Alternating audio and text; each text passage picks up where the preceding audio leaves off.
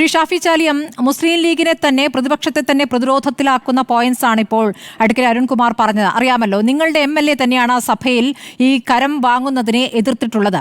അതിൽ എന്താണ് നിങ്ങൾക്ക് പറയാനുള്ളത്? ഈ വിഷയത്തിൽ യഥാർത്ഥത്തിൽ നിങ്ങൾ എവിടെയാണ്? സർക്കാർ വേണ്ട രീതിയിൽ പ്രവർത്തിക്കുന്നില്ല എന്ന് പറയുമ്പോൾ സർക്കാരിന് ഇപ്പോൾ ട്രൈബ്യൂണലിന് മുന്നിലുള്ള വിഷയത്തിൽ കാര്യങ്ങൾ ചെയ്യുന്നതിൽ പരിമിതിയുണ്ട്. ആ പരിമിതിയാണ് ഇന്നലെ കോടതി സർക്കാരിനെ ഓർമ്മിപ്പിക്കുക കൂടി ചെയ്തിരിക്കുന്നത്.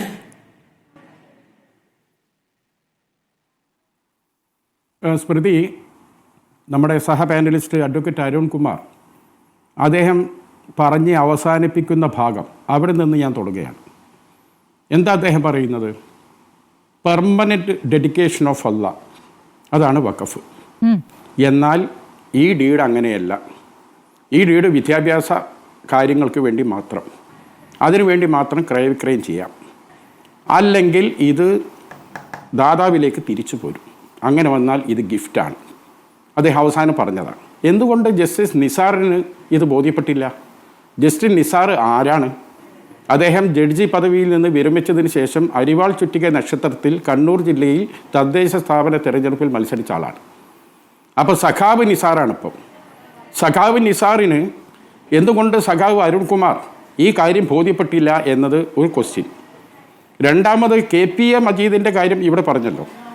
അതിന് മുമ്പ് നിങ്ങൾ പറഞ്ഞ ഒരു പെരും കളവുണ്ട്, അതായത് നട്ടാൽ മുളയ്ക്കാത്ത കളവ്. ഇത് വഖഫ് ഭൂമിയാണെന്ന് കണ്ടെത്തിയത് 2019 UDF 4 അംഗങ്ങളുള്ള UDF ഭൂരിപക്ഷമുള്ള വഖഫ് ബോർഡാണെന്ന് പറഞ്ഞു. ഇമാതിരി കളവ് പച്ചക്ക് വന്ന് വിളിച്ചു പറയാൻ 2017 അവിടേക്ക് ഞാൻ എത്താം. എങ്ങനെയാണ് രജിസ്റ്റർ ചെയ്യുന്ന? അപ്പൂപ്പത്താടി പോലെ പാറി വീണതാണോ വഖഫ് ബോർഡിന് മുമ്പിൽ? അതിൻ്റെ നിയമപരമായ പ്രൊസീഡിങ്സ് ഇല്ലേ? ഞാൻ പറയുന്നത് കേൾക്കൂ. 2007 എന്താണ് ഒരു പരാതി വരുന്നു, വഖഫ് സംരക്ഷണ സമിതി. ഈ വഖഫ് സംരക്ഷണ സമിതിയാണ് ഉടനീളം ഇവിടെ എല്ലാ ഗവൺമെൻറ് സ്റ്റെപ്പിനെയും മറ്റുമൊക്കെയായി കോടതി കയറി ഇറങ്ങിയതെന്ന് പറയുന്നു. ആരാണ് ഇവർ എന്ന് ആര് ചോദിക്കുന്നു? ഈ നമ്മുടെ അരുൺകുമാർ ചോദിക്കുന്നു. ഞാൻ പറഞ്ഞുതരാം. ഈ സമീപകാലത്ത് PDPൻ്റെ ഒരു വാർത്താ സമ്മേളനം ഉണ്ടായിരുന്നു വഖഫ് ബോർഡുമായി ബന്ധപ്പെട്ട്.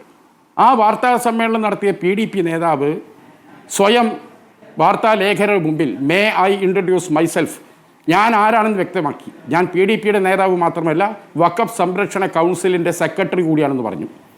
PDP ഏത് പൊസിഷനിൽ നിൽക്കുന്ന പാർട്ടിയാണ്? ഇടതുപക്ഷത്തിനോടൊപ്പം നിൽക്കുന്ന നിലകൊള്ളുന്ന പാർട്ടി. ഈ കഴിഞ്ഞ ഉപതെരഞ്ഞെടുപ്പുകളിൽ പോലും അവരുടെ അർദ്ധസൂര്യൻ ചിഹ്നമുള്ള പതാക ഉടനീളം തൃക്കാക്കരയിലും പാലക്കാടും പാറി നടന്നത് നമ്മൾ കണ്ടു. അപ്പം സ്വന്തം കൂടെയുള്ള ഈ PDPക്കാരൻ സെക്രട്ടറിയായ ഈ വഖഫ് സംരക്ഷണ സമിതിയുടെ ഉത്തരവാദിത്വം ആരുടെ തലയിലാണ് നിങ്ങൾ കയറ്റി വെക്കുന്നത്? ഇനി അതവിടെ നിൽക്കട്ടെ. 2007 ഈ വഖഫ് സംരക്ഷണ സമിതി പരാതി കൊടുക്കുന്നു. എന്താ പരാതിയിൽ പറയുന്നത്? ഒരുപാട് വഖഫ് സ്വത്തുക്കൾ ഇവിടെ അന്യാധീനപ്പെട്ടിന്, അതേക്കുറിച്ച് അന്വേഷിക്കണം. അത് പ്രകാരം അച്യുതാനന്ദ ഗവൺമെൻറ് ജസ്റ്റിസ് നിസാറിനെ അന്വേഷണ കമ്മീഷനായി വെക്കുന്നു.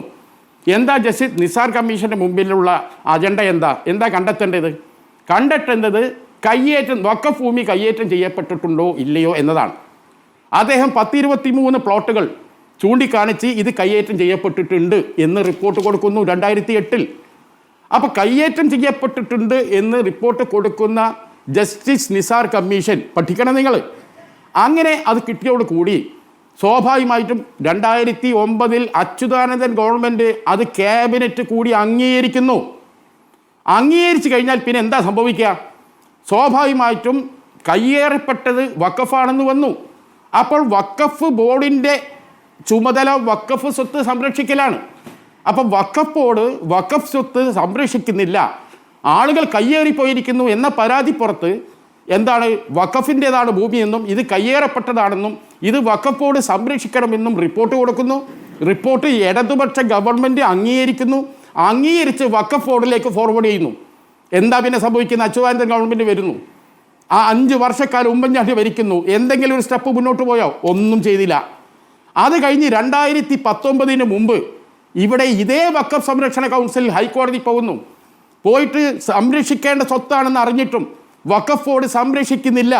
ഗവൺമെൻറ് ഡിസിഷൻ എടുത്തു കൊടുത്തു, ജുഡീഷ്യൽ കമ്മീഷൻ ഡിസിഷൻ എടുത്തു, സർക്കാർ അംഗീകരിച്ചിട്ടും ഈ വഖഫ് ബോർഡ് വഖഫ് സ്വത്ത് സംരക്ഷിക്കുന്നില്ലെന്ന് പറഞ്ഞ് കോടതിയിൽ പോയി. കോടതിയുടെ ഡയറക്ഷൻ വന്നു വഖഫ് ബോർഡിന്. 2019 കോടതിയുടെ പിന്നെ ഡയറക്ഷൻ്റെ നിദാനമായിട്ടാണ് റഷീദ് അലി ശിഹാബ് തങ്ങൾ ചെയർമാനായ അന്നത്തെ വഖഫ് ബോർഡ് അത് വഖഫ് സ്വത്തിൻ്റെ ലിസ്റ്റിൽ പെടുത്തിയത്. അത് നിയമപരമായി ചെയ്യൽ ബാധ്യതയാണ്, ഹൈക്കോടതിയുടെ ഡയറക്ഷനാണ്. പക്ഷേ ആ ബോർഡ് 2012 ഇവർ തീരുമാനമെടുത്തിട്ട് ഇത്രയും 2019 വരെ ഇരുന്നിട്ടും ഏതെങ്കിലും നികുതി സ്വീകരിക്കരുതെന്നോ അല്ലെങ്കിൽ ക്രയവിക്രയം ചെയ്യരുതെന്നോ അല്ലെങ്കിൽ പണയപ്പെടുത്താൻ പാടില്ലെന്നോ ഒരു ഉത്തരവ് UDF നേതാക്കൾ, ലീഗിൻ്റെ നേതാക്കൾ വഖഫ് ബോർഡിനെ തലപ്പത്തുള്ള സമയത്ത് തീരുമാനം എടുത്തിട്ടില്ല. ബെന്നി ഇവിടെ ഉണ്ട്, പറയട്ടെ. പിന്നെ സംഭവിക്കുന്നത് 2020 ടി കെ ഹംസ ചെയർമാനായി ഒന്നോടുകൂടി. വഖഫ് ഭൂമിയാണെങ്കിൽ പിന്നെ എങ്ങനെയാണ് കരം സ്വീകരിക്കുക? എന്റെ ചോദ്യം അതല്ല. ഒരു മിനിറ്റ് വഖഫായി രജിസ്റ്റർ ചെയ്തു എന്നല്ലാതെ കയ്യേറ്റക്കാർക്കെതിരായ നടപടികൾ ഒന്നും തന്നെ അന്നത്തെ വഖഫ് ബോർഡ് ആരംഭിച്ചിരുന്നില്ല എന്നാണ് ഞാൻ പറയുന്ന സ്മൃതി. അത് മനസ്സിലാക്കൂ. ഇനി എന്താണ് ബാക്കി ഞാൻ പറഞ്ഞാൽ അതുകൂടി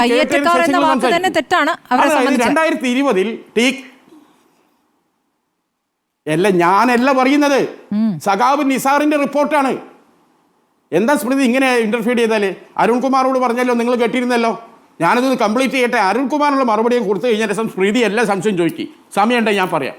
2020 ടി കെ ഹംസ ചെയർമാനായി വരുന്നു. ഇടതുപക്ഷത്തിൻ്റെ ഭരണകാലം. അവർ നടപടികൾ ആരംഭിക്കുന്നു. ഇവരെ കയ്യേറ്റക്കാരായി കണ്ടുകൊണ്ട് നികുതി അടക്കാൻ പാടില്ല, ക്രയവിക്രയം ചെയ്യാൻ പാടില്ല, പണയപ്പെടുത്താൻ പാടില്ല എന്ന് പറഞ്ഞുകൊണ്ട് അവർ ഉത്തരവിടുന്നു. പിന്നെ അടുത്ത സ്റ്റെപ്പ് നിയമസഭയിൽ വരുന്നു. നിയമസഭയിൽ വഖഫ് മന്ത്രി അബ്ദുറഹ്മാൻ പറയുന്നു, കയ്യേറ്റക്കാരിൽ നിന്നും വഖഫ് ഭൂമി ഈ ഗവൺമെൻറ് സംരക്ഷിക്കും എന്ന് ഉറപ്പ് പറയുന്നു.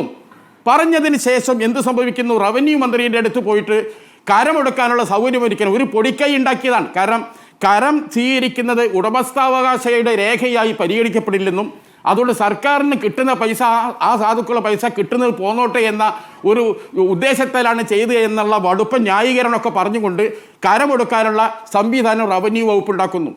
എന്നാലോ നടപടി ഇവ കയ്യേറ്റക്കാരിൽ നിന്നും വഖഫ് സ്വത്ത് സംരക്ഷിക്കുന്ന അബ്ദുറഹ്മാൻ പറയുന്നു. ഇതിൻ്റെ വെളിച്ചത്തിലാണ് ഈ KPA മജീദ് സാഹിബ് ഒരു ഉപക്ഷേപം അസംബ്ലിയിൽ കൊണ്ടുവരുന്നത്. ഇവിടെ വഖഫ് ഭൂമി സംരക്ഷിക്കും, കയ്യേറ്റക്കാരിൽ നിന്ന് ഒരു ഭാഗത്തു നിന്ന് വഖഫ് മന്ത്രി പറയുന്നു. എന്നാൽ വഖഫ് ബോർഡിൻ്റെ ഉത്തരവിനെതിരെ റവന്യൂ മന്ത്രി കരം സ്വീകരിക്കാൻ ഉത്തരവിടുന്നു. ഇതിലെ വിരോധാഭാസമാണ് KPA മജീദ് സഭയിൽ വിളിച്ചു പറഞ്ഞത്. അപ്പം ഈ വഖഫ് സംരക്ഷണ സമിതി വീണ്ടും ഈ കര ഒടുക്കിയ നടപടിക്കെതിരെ റിവിഷനെ സമീപിച്ചു. ഹൈക്കോടതിയുടെ റിവിഷൻ ബെഞ്ച് അത് റദ്ദ് ചെയ്തു. ഇതിൻ്റെ നാൾ വഴികൾ എന്താണെന്ന് മനസ്സിലാക്കാതെ ഈ വിഷയത്തിലേക്ക് വരരുത്. ഇവിടെ ഞാൻ ഇപ്പോഴും കൃത്യമായി പറയുന്നു, ഇപ്പോൾ നിൽക്കുന്നത് എവിടെയാണ് ഇതിൻ്റെ പൊസിഷൻ? ഇപ്പോൾ നിൽക്കുന്നത് ട്രൈബ്യൂണലിൻ്റെ മുന്നിലാണ്. ഈ ട്രൈബ്യൂണൽ എന്ന് പറഞ്ഞാൽ എന്താണ്? ഈ ട്രൈബ്യൂണൽ അഫ്ഗാനിസ്ഥാനെന്നോ സൗദി അറേബ്യയെന്നോ വന്നിട്ട് ഏതെങ്കിലും മതഭീകരന്മാരിയ്ക്കുന്ന ബോഡിയല്ല. ട്രൈബ്യൂണൽ എന്ന് പറഞ്ഞിട്ടുണ്ടെങ്കിൽ ഈ രാജ്യത്തിലെ നിയമ സംവിധാനമാണ്, കോടതി സംവിധാനമാണ്, ജില്ലാ കോടതിക്ക് തുല്യമാണത്. ട്രൈബ്യൂണലിൽ ഒരു കക്ഷി അപ്പുറത്ത് വഖഫ് ബോർഡ്, ഇപ്പുറത്ത് പരാതിക്കാർ. ട്രൈബ്യൂണൽ ഇതിൻ്റെ എല്ലാ ലീഗലി ബൈൻഡഡായ എല്ലാ കാര്യങ്ങളും പരിശോധിക്കും. ഞാൻ മിസ്റ്റർ ബെന്നിയോട് ഇവിടെ ഒരു ചോദ്യം ചോദിക്കുന്നു. ഈ ട്രൈബ്യൂണലിൽ നിങ്ങൾ കക്ഷി ചേർന്നിട്ടുണ്ടോ, മുനമ്പ നിവാസികൾ? കാരണം നിങ്ങളുടെ കയ്യിൽ കോടതി വിധിയുടെ അടിസ്ഥാനത്തിൽ രജിസ്റ്റർ ചെയ്യപ്പെട്ട വില്ലേജ് ഓഫീസർ അളന്ന് തിട്ടപ്പെടുത്തി തന്ന സ്ഥലമാണെന്ന് നിങ്ങൾ ഇവിടെ പറയുന്നു. നിങ്ങൾ ഇത് ട്രിബ്യൂണൽ പോയി പറയണം. അത് എനിക്ക് സംശയമുണ്ട്. എന്റെ സംശയം തീർക്കണം. ഒന്ന് ബെന്നി ഇടപെട്ട് പറഞ്ഞു.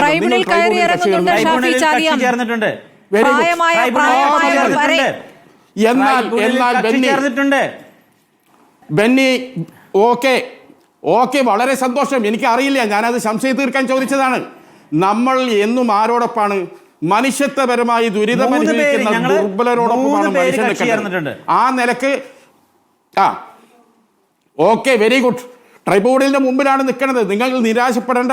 കാരണം പറവൂർ കോടതിയുടെ ഒരു കോർട്ട് ഉത്തരവിൻ്റെ അടിസ്ഥാനത്തിലാണ് നിങ്ങൾക്ക് ഈ ഭൂമി രജിസ്റ്റർ ചെയ്യപ്പെട്ടതെങ്കിൽ ആ കോടതി ഉത്തരവ് നിങ്ങളുടെ അടിയാധാരത്തിൻ്റെ ഭാഗമാണ്.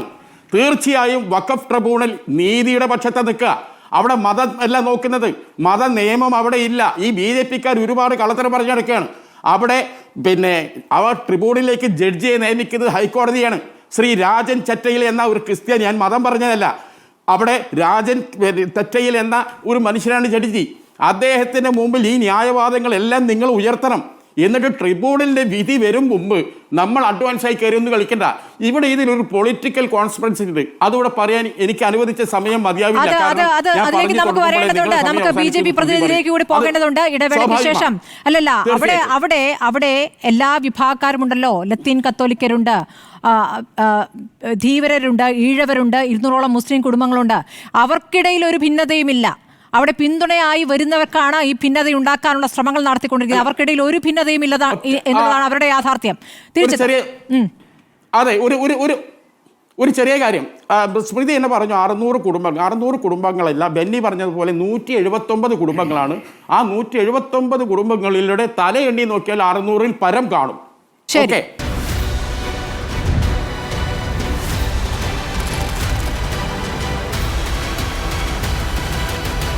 Debate with Smriti Parithikar.